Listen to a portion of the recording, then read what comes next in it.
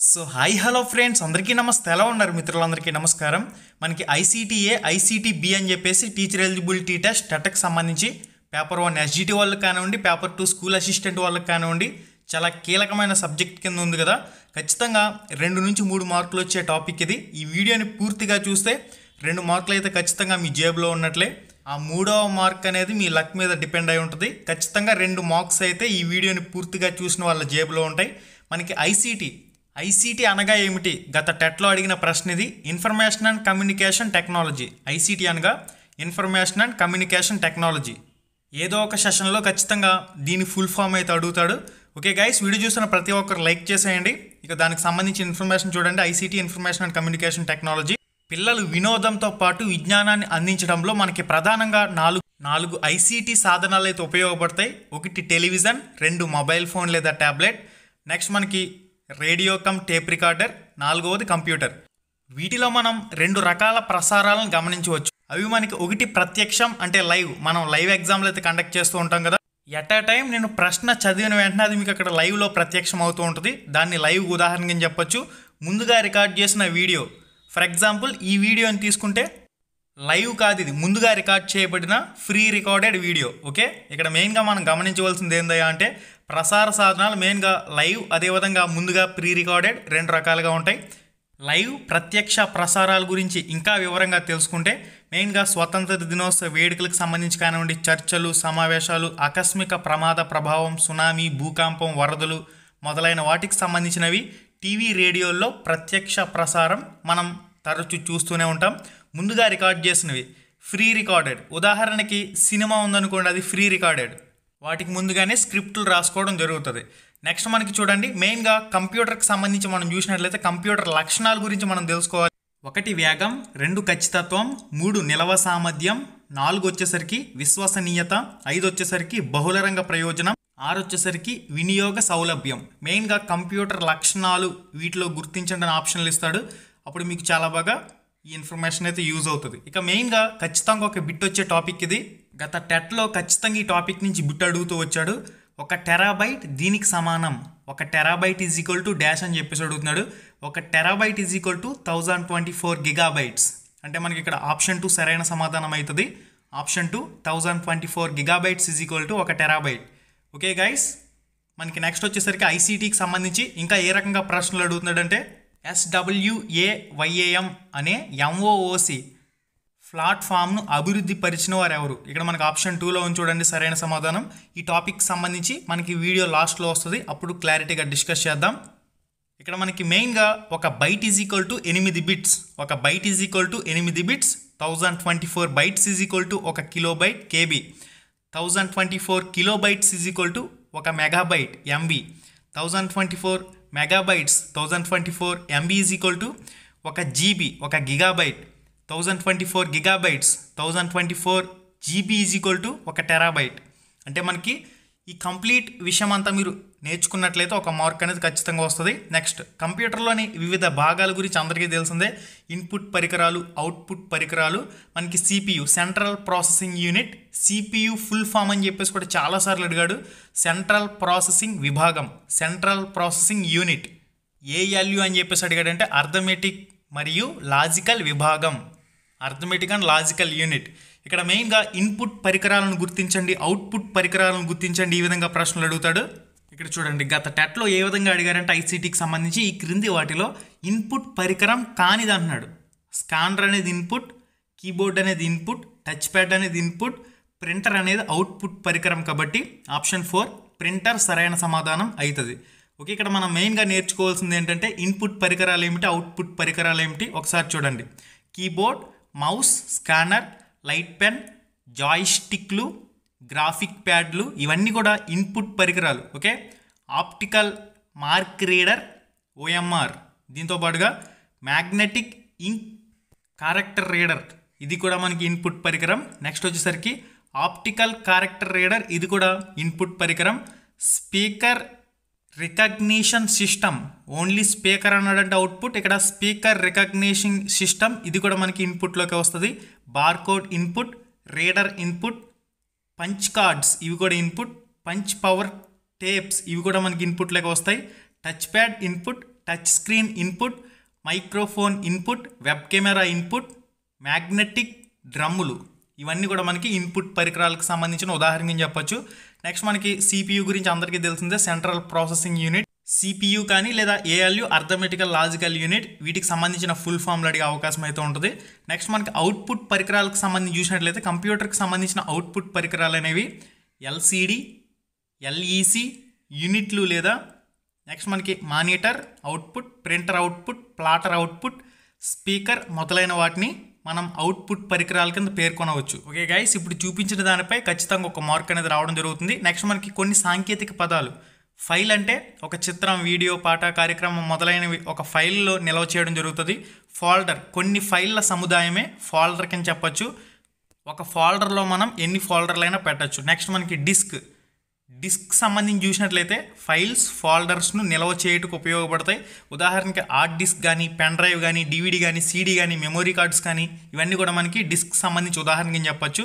Next మనకి గత టెట్లో ఏ విధంగా ప్రశ్న అడిగాడంటే ఈ క్రింది వాటిలో ఆపరేటింగ్ సిస్టమ్ సాఫ్ట్వేర్ కానిదని అడిగాడు. మనకి లోనాక్స్, విండోస్, డోస్ ఇవన్నీ కూడా సిస్టమ్ సాఫ్ట్వేర్లు. మనకి MS Excel, MS office, MS power point ఇవన్నీ కూడా అప్లికేషన్ సాఫ్ట్వేర్లు. వీటి గురించి డిస్కస్ చేద్దాం. ఓపెన్ ఎడ్యుకేషన్ రీసోర్స్ను గురించి సరైన వాక్యం. ఇక్కడ మనకి ఉచితంగా లభిస్తుంది. ఓపెన్ ఎడ్యుకేషన్ రీసోర్స్ గురించి సరైన వాక్యం ఉచితంగా లభిస్తుంది. దీని గురించి కూడా వీడియో ఎండింగ్ లోపు డిస్కస్ చేద్దాం. ఇక మెయిన్ టాపిక్ సాఫ్ట్వేర్ రకాలు 2 రకాలు, application softwares, operating system softwares. Application softwares విషయానికి వచ్చినట్లయితే కంప్యూటర్లో ఒక ప్రత్యేక పని నిర్వర్తించడానికి తయారు చేసే సాఫ్ట్వేర్లను, ప్రోగ్రామ్ని అప్లికేషన్ సాఫ్ట్వేర్ అంటారు. ఉదాహరణ MS office, VLC video players ఇవన్నీ కూడా మనకి అప్లికేషన్ సాఫ్ట్వేర్కి సంబంధించి ఉదాహరణగా చెప్పచ్చు.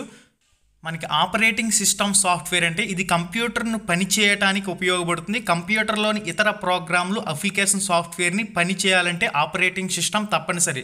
దీనికి సంబంధించి ఉదాహరణ విండోస్, లైనక్స్, డోస్, ఎంఏసి మొదలైనవి. ఓకే, మెయిన్గా ఇక్కడ ఉన్నవి గుర్తుపెట్టుకోండి సరిపోతుంది. ఇక్కడి నుంచే మనకి ఈ టాపిక్ నుంచే ప్రశ్న అనేది రావడం జరుగుతుంది. అది ఏ విధంగా అడుగుతున్నాడు అనేది కూడా క్లారిటీగా మీకు ఆల్రెడీ చూపించడం జరిగింది డెమో ప్రశ్న. నెక్స్ట్ ఇంటర్నెట్, అంతర్జాలం. దీని గురించి మాట్లాడాలి. ఇంటర్నెట్ భావన విషయానికి వచ్చినట్లయితే ఇంటర్నెట్ అనేది కొన్ని మిలియన్ కంప్యూటర్లను అనుసంధానించబడిన ఒక ప్రపంచంగా చెప్పొచ్చు. సింపుల్గా చెప్పాలంటే ఫర్ ఎగ్జాంపుల్ ఈ టాపిక్ నుంచి ప్రశ్న ఎలా అడుగుతున్నాడంటే అంతర్జాల వినియోగంలో పాటించవలసిన ఆచార వ్యవహారాలు. ఇక్కడ మనకి సరైన సమాధానం చూసినట్లయితే నెటికేట్స్ ఆప్షన్ 1 ఈ ప్రశ్నకు సంబంధించిన సరైన సమాధానం అవుతుంది.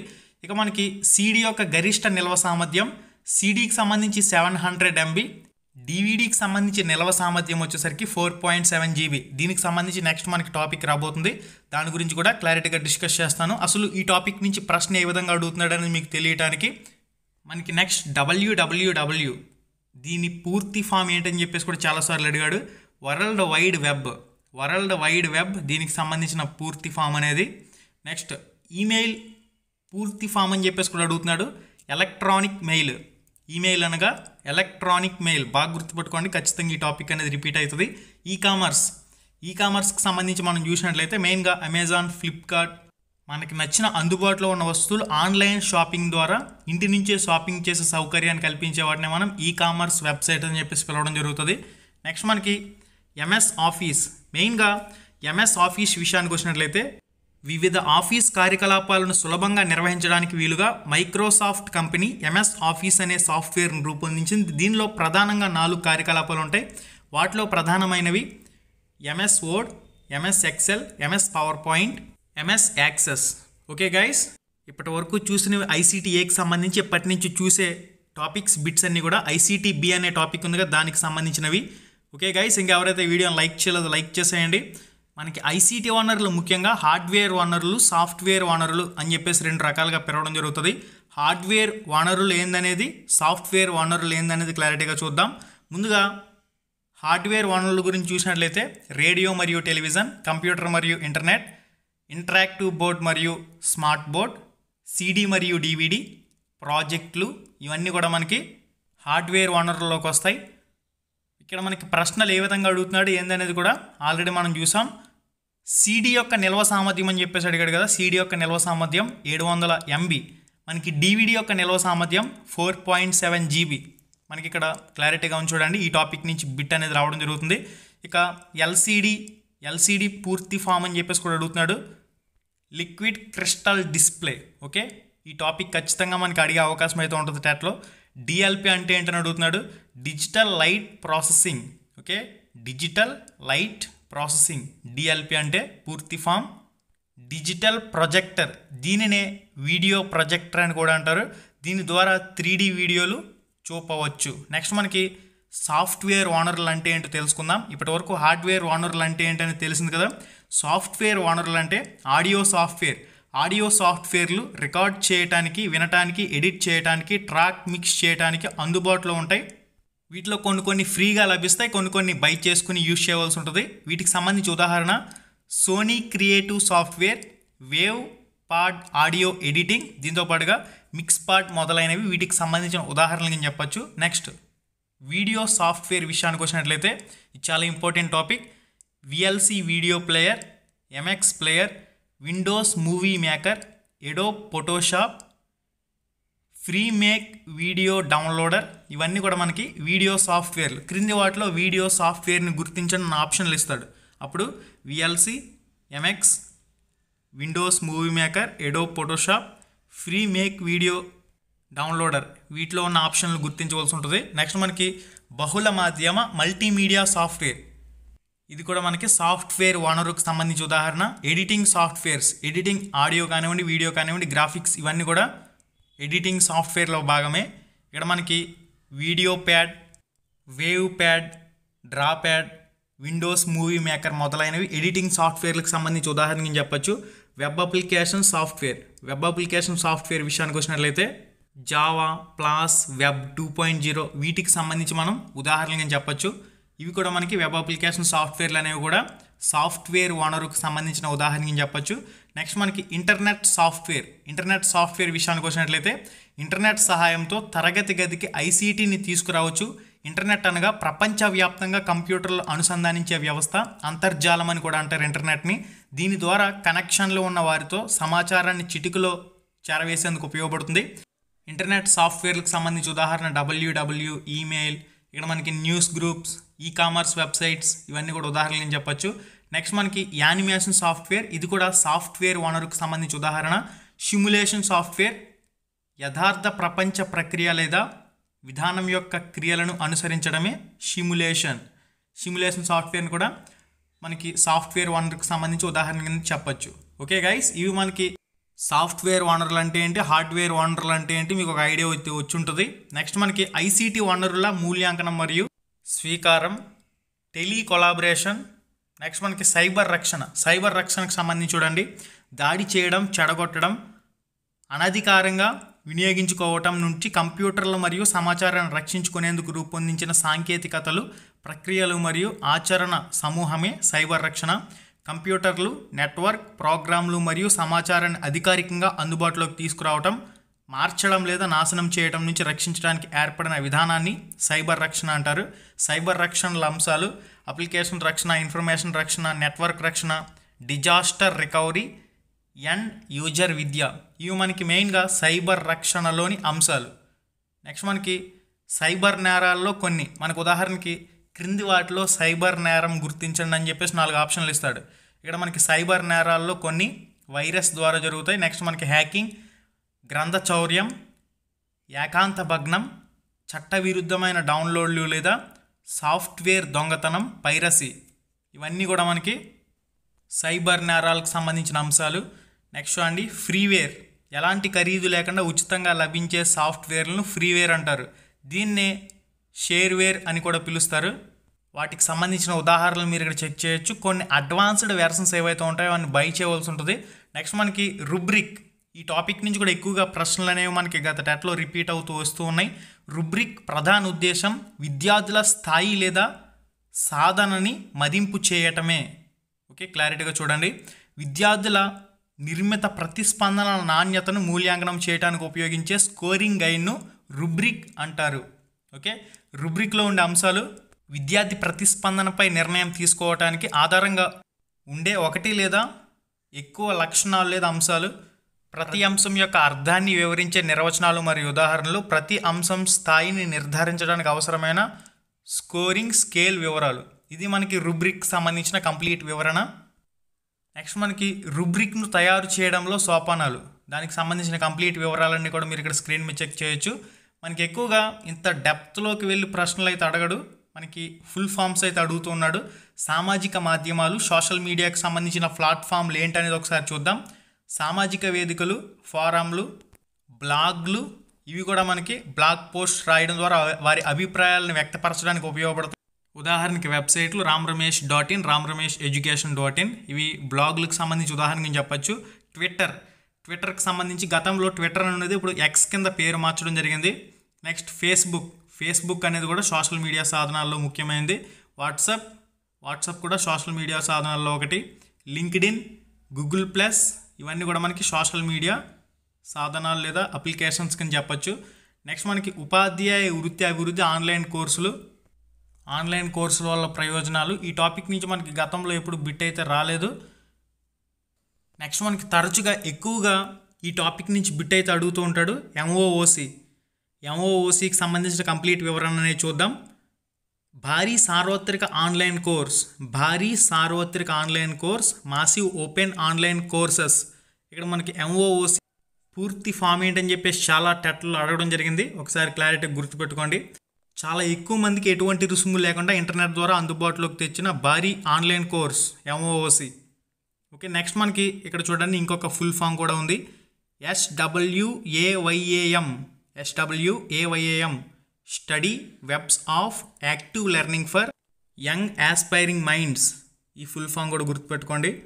దీనికి ప్రత్యయాలుగా DOCCS, SPOC వచ్చాయి. వీటికి సంబంధించి కంప్లీట్ ఇక్కడ మనకి పూర్తి ఫామ్లు చూడండి. MOOC massive open online cases, DOOC distributed open collaboration cases, scope self paced online cases. ఇక్కడ మనకి మొత్తంగా ఈ మూడింటికి సంబంధించిన కంప్లీట్ పూర్తి ఫామ్ల గురించి తెలుసుకోండి, ఎందుకంటే టెట్లో రిపీట్ అయ్యేందుకు ఎక్కువ అవకాశం అయితే ఉంది. ఓకే గైస్, చూసారు కదా ఈ వీడియోలో మొత్తంగా ICTAకి సంబంధించి ICTBకి సంబంధించి మ్యాక్సిమం గత టెట్లో ఏ విధంగా ప్రశ్నలు అడుగుతున్నాడు వాటికి సంబంధించిన అన్ని టాపిక్లకు సంబంధించి కవర్ చేయడం జరిగింది. 1 కిలోబైట్ దీనికి సమానం అని చెప్పేసి ప్రశ్న అయితే ఉంది. మరి ఇక్కడ మీ ఆన్సర్ కామెంట్ రూపంలో కామెంట్ చేసి తెలియచేయాలి ప్రతి ఒక్కరు. 1 కిలోబైట్ దీనికి సమానం. ఓకే, మరి ఈ ప్రశ్నకు సంబంధించిన సరైన సమాధానం చూసినట్లయితే 1024 బైట్స్. ఆప్షన్ 2 ఈ ప్రశ్నకు సంబంధించిన సరైన సమాధానం. ఆల్రెడీ టాపిక్ గురించి క్లారిటీగా చూసాం. క్రింది వాటిలో ఆపరేటింగ్ సిస్టమ్ సాఫ్ట్వేర్ కానిది లైనక్స్, విండోస్, డోస్, ఇవన్నీ కూడా ఆపరేటింగ్ సిస్టమ్ సాఫ్ట్వేర్లు. MS Office, MS Excel, MS PowerPoint, ఇవన్నీ కూడా అప్లికేషన్ సాఫ్ట్వేర్లు. ఓపెన్ ఎడ్యుకేషన్ రీసోర్స్ గురించి సరైన వాక్యం ఉచితంగా లభిస్తుంది. ఓపెన్ ఎడ్యుకేషన్ రీసోర్స్ గురించి సరైన వాక్యం ఉచితంగా లభిస్తుంది. ఆప్షన్ 1 ఈ ప్రశ్నకు సంబంధించిన సరైన సమాధానం అవుతుంది. గైస్, ఇంకా ఎవరైతే వీడియోని లైక్ చేయలేదో లైక్ చేసేయండి. ఇటువంటి ఇంపార్టెంట్ వీడియోస్ మన ఛానల్లో చాలా ఉన్నాయి, ఒకసారి చెక్ చేయండి. LED అనగా లైట్ ఎమటైటింగ్ డయోడ్, ఇది కూడా మనం కవర్ చేయడం జరిగింది. LED light emitting diode. Friends, ICTకి సంబంధించి ఇంపార్టెంట్ వీడియో అయితే ఇది. ఆల్రెడీ ప్రభుత్వ పథకాలకు సంబంధించి కూడా సెపరేట్గా వీడియో చేశాను. ప్రభుత్వ పథకాలు ఈ వీడియో కంప్లీట్గా చూస్తే మీకు ఎక్కడ కూడా మార్క్ అనేది మిస్ అవ్వదు. ICT ఇన్ఫర్మేషన్ కమ్యూనికేషన్ టెక్నాలజీకి సంబంధించి కూడా టాపిక్ అనేది కవర్ అయింది. ఓకే గైస్, మరిన్ని వీడియోస్ కోసం మన ఛానల్ మోడల్ పేపర్లకు సంబంధించి, గ్రాండ్ టెస్టులకు సంబంధించి, మెగా గ్రాండ్ టెస్టులకు సంబంధించి అన్ని సబ్జెక్టులకు సంబంధించిన వీడియోస్ అనేవి కవర్ అయ్యే విధంగా గ్రామర్కి సంబంధించి తెలుగు, ఇంగ్లీష్, సైకాలజీ అన్ని సబ్జెక్టులకు సంబంధించి కూడా లైవ్ ఎగ్జామ్స్లో వీడియోస్ అనేవి అందుబాటులో ఉన్నాయి. ఒకసారి ఛానల్ ఓపెన్ చేసి లైవ్ అనే ఫోల్డర్లోకి వెళ్ళండి, లేదంటే ప్లేలిస్ట్ అనే ఫోల్డర్లోకి వెళ్ళి కంప్లీట్గా వీడియోస్ అన్ని కూడా చూడండి, మీకు యూజ్ అవుతాయి. Thank you. హై ఫ్రెండ్స్, ఎలా ఉన్నారు? మీరు కానీ ఫస్ట్ టైం మన ఛానల్కి వచ్చినట్లయితే ఇక్కడ కనిపిస్తుంది కదా ఎర్రటి రెడ్ కలర్ సబ్స్క్రైబ్ బటన్ మీద క్లిక్ చేసి పక్కనే ఉండే గంట సింబల్ని ఆల్ అని చెప్పేసి క్లిక్ చేసుకుని ఉంచుకోండి. మన ఛానల్లో పోస్ట్ చేసే ఎటువంటి అప్డేట్ అయినా మీరు మిస్ కాకుండా చూసే అవకాశం అయితే ఉంటుంది. Thank you.